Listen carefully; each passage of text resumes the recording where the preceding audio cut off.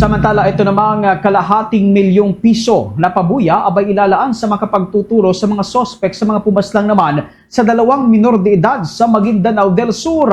Alamin natin ang buong detalye. May pag-uulat ng Star FM Cotabato.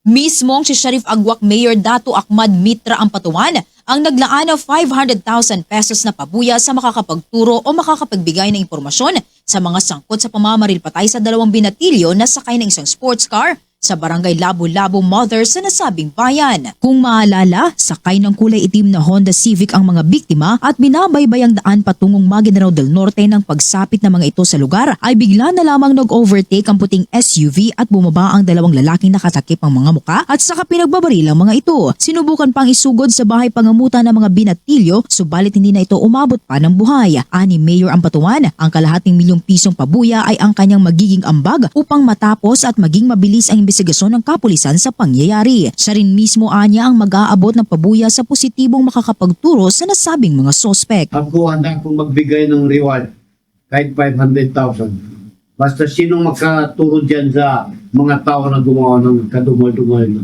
ginawa. Hindi tama yan ang ginawa. Wala sa batas yan na ginawa. At yan ang ulat mula dito sa 93.7 Star FM Cotabato. Ito si Star DJ Kai nag-uulat para sa #1 and most trusted radio network in the country, Bombo Radio Philippines, sa Basta Radio. Bombo!